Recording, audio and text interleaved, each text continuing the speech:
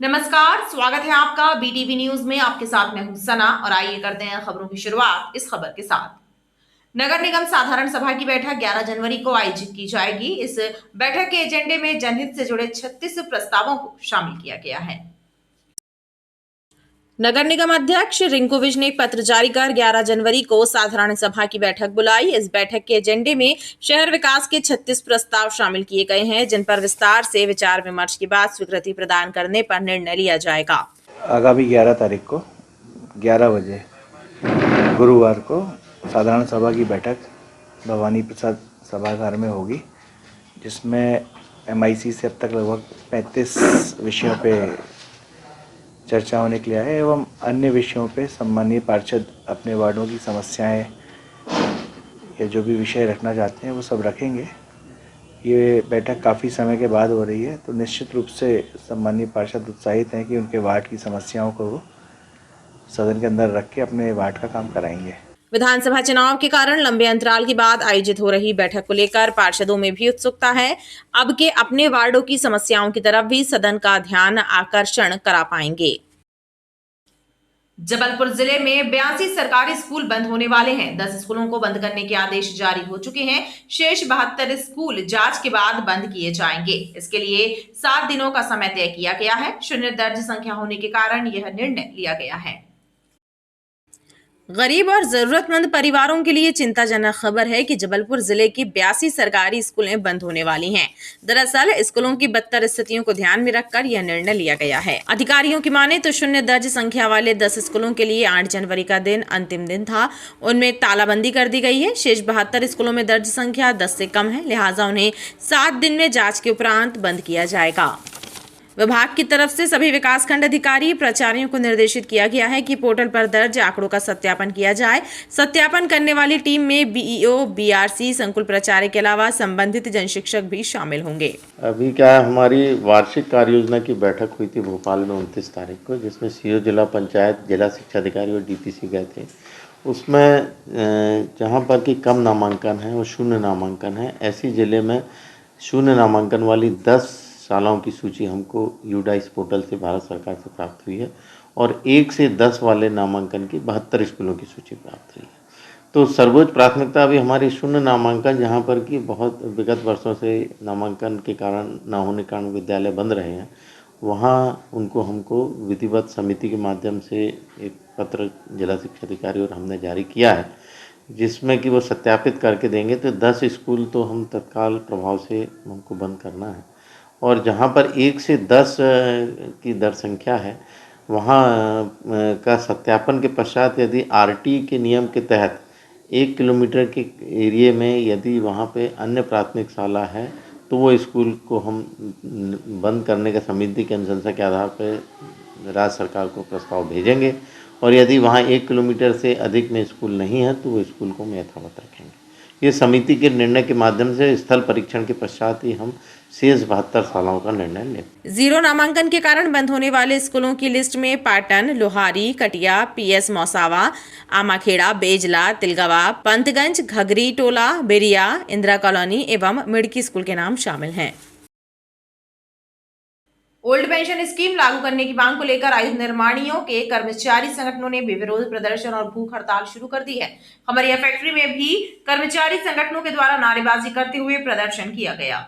अरे बात तो तुमको करनी होगी। अरे हम अपना अधिकार मांगते हैं, किसी से भीख मांगते। लेबर यूनियन जिंदाबाद जिंदाबाद जिंदाबाद।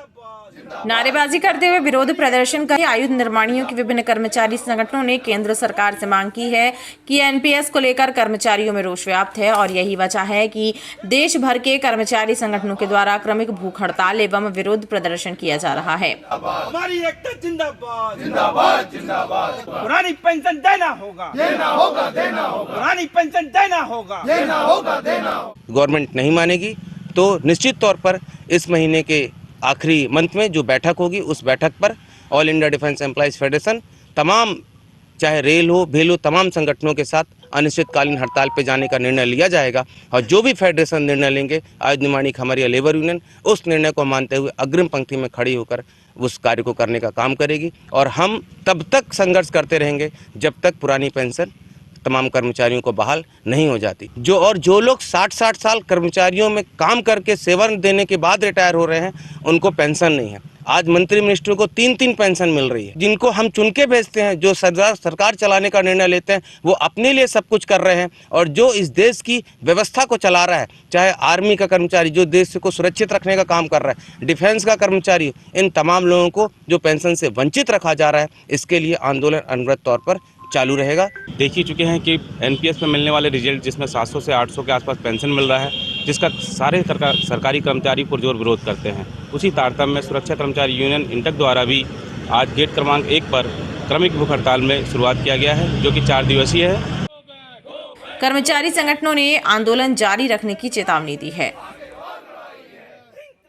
अस्थायी अतिक्रमणों को हटाने के लिए नगर निगम के अन्य क्रांति दल ने कलेक्ट्रेट के आसपास अभियान चलाया। फुटपाथ पर कब्जा करके लगाई गई दुकानों को हटाने के दौरान कई बार विवाद की स्थितियां बनी।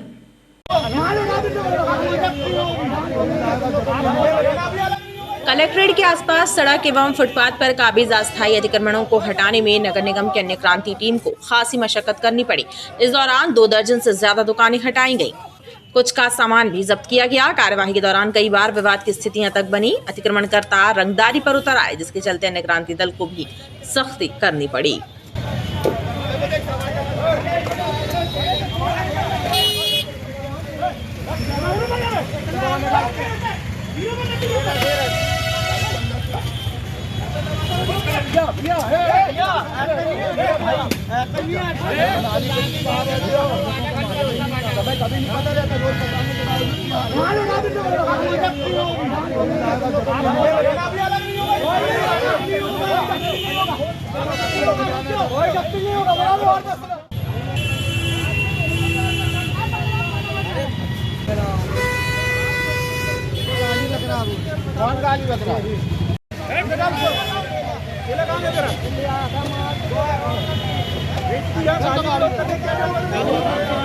सबसे पहले तो सिविक सेंटर में कार्रवाई की। इसके बाद एमएलबी स्कूल के चारों साइड जो गाड़ियां रोड पर खड़ी रहती हैं उनको जब्ती करने की कार्रवाई की गई। इसके बाद कलेक्ट्रेट के चारों ओर पर्यटन विभाग है जो उसके आसपास जो लोग अस्थायी रूप से ठेले लगा लेते हैं, जूते चप्पलों की दुकान है, उनको हटाने और जब्ती की कार्रवाई की जाए। हाँ, बहस तो होती है। यहाँ जो अस्थायी लोग रखते हैं ना, इनका सामान जब जब्त करो तो बहसबाजी होती है। नहीं, अभी तो थाने में रिपोर्ट नहीं डाली, इतना ज़्यादा मामला नहीं बढ़ा है। यदि बढ़ता तो इनकी थाने में रिपोर्ट करते। नगर निगम अन्य क्रांति दल के सदस्यों ने अतिक्रमणकर्ताओं को चेतावनी दी है कि हटाने के बाद दोबारा सड़क पर दुकान लगाई गई तो उनके खिलाफ FIR दर्ज कराई जाएगी। सड़कों तक काबिज अस्थायी अतिक्रमण यातायात में बाधक बन रहे हैं। गढ़ा शाही नाका रोड पर भी ट्रैफिक जाम के हालात निर्मित हो रहे हैं, जिसके चलते वाहन चालकों को परेशानियों का सामना करना पड़ रहा है। ट्रैफिक जाम का ये नजारा गढ़ा शाहीना का तालाब रोड का है। यहाँ पर तालाब के किनारे अघोषित सब्जी मंडी सज गई है, जिसकी वजह से आए दिन ट्रैफिक जाम हो रहा है और इस दौरान वाहन रेंगते नजर आते हैं। हॉर्न के शोर के बीच कई एम्बुलेंस के सायरन की आवाज भी दब जाती है। इसके बावजूद भी हालात ठीक नहीं हुए।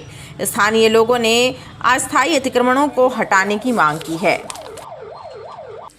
चंडाल भाटा में स्मैक बेचने की फिराक में खड़े एक युवक को गोहलपुर पुलिस ने गिरफ्तार किया है। पुलिस ने आरोपी के कब्जे से 25,000 कीमत की स्मैक जब्त की है।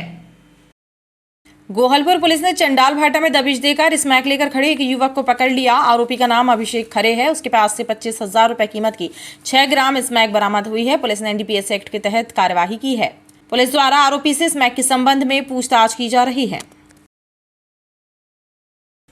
वर्ष 2023 की समाप्ति तक सड़क दुर्घटनाओं में हुई मौतों का आंकड़ा बढ़ गया है। बीते साल 502 लोगों की मौत सड़क हादसों में हुई है। लिहाजा यातायात विभाग द्वारा हेलमेट लगाने एवं यातायात के नियमों का पालन कराने के प्रति जागरूक किया जा रहा है। बीते वर्ष सड़क हादसों में 502 लोगों की जान गई है। सड़क दुर्घटनाओं में हुई मौतों की संख्या बढ़ने के कारण यातायात विभाग भी सख्त हो गया है और वाहन चालकों को हेलमेट लगाने एवं ट्रैफिक रूल्स का पालन कराने के लिए जागरूकता अभियान भी चलाया जा रहा है। एवं 2 स्थानों पर बनाए गए हेलमेट जोन में भी चालानी कार्यवाही के साथ ही लोगों को समझाइश भी दी जा रही है।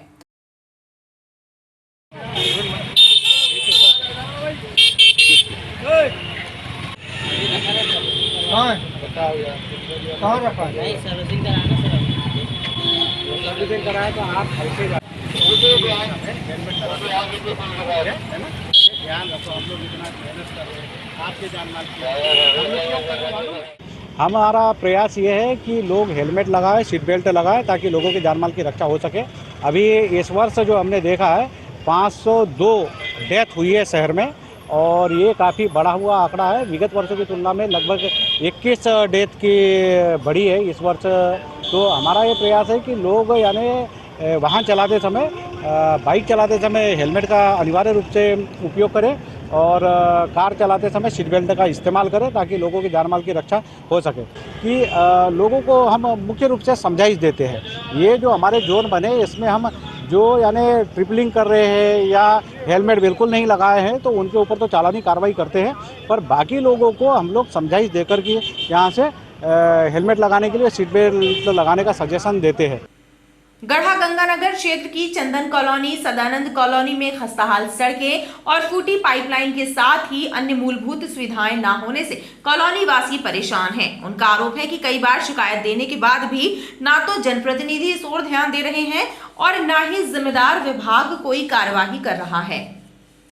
ये नजारा है गंगानगर क्षेत्र की चंदन कॉलोनी और सदानंद सोसाइटी सहित आसपास के इलाके का। यहाँ रहने वाले लोग सीवर लाइन कार्य के कारण हो रही परेशानी से त्रस्त हैं।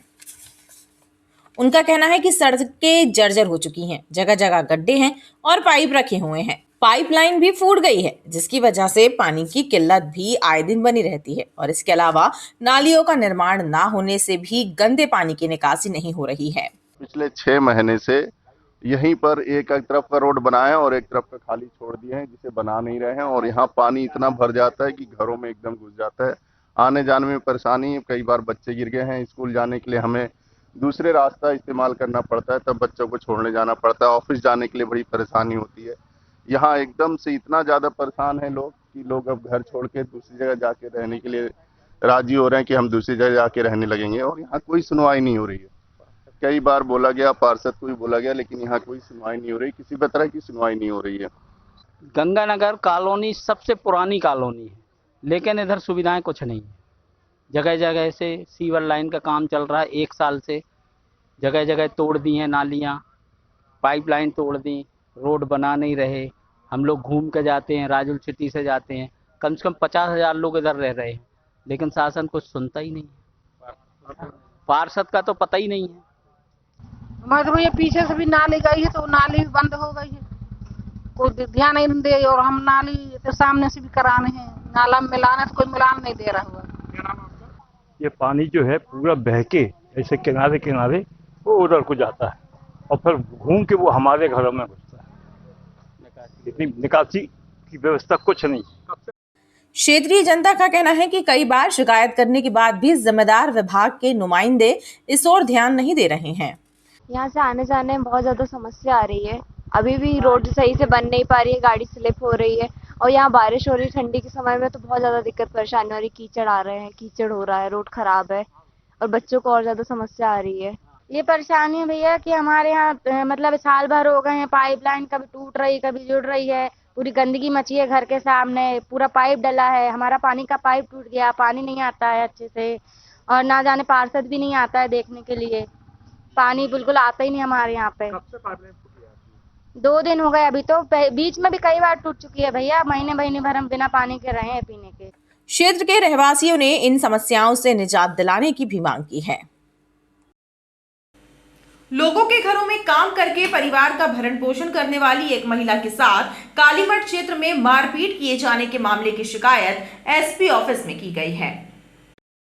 कालीमठ निवासी ज्योति कोल ने एसपी आदित्य प्रताप सिंह से मुलाकात कर अपनी परेशानी बताई। उन्होंने आरोप लगाया कि गौतम और करुणा विश्वकर्मा के द्वारा उनसे अभद्रता की गई और मारपीट करते हुए जातिगत रूप से अपमानित किया गया।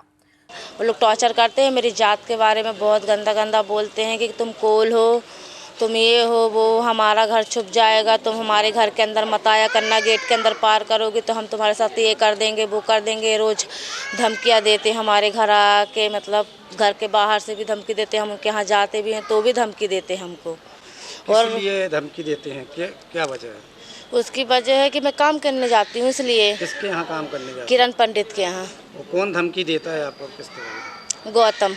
गौतम विश्वकर्मा और उसकी औरत करुणा विश्वकर्मा। कहाँ पे रहती है? ये मतलब हमारे घर के सामने ही रहती है, हम भी वहीं से किराए से रहते हैंगे, काली मठ में। हालांकि इस मामले में पुलिस अधीक्षक ने जांच कराने के बाद वैधानिक कार्यवाही करने का आश्वासन दिया है। और खबरों का सिलसिला लगातार जारी रहेगा, आप देखते रहिए BTV न्यूज।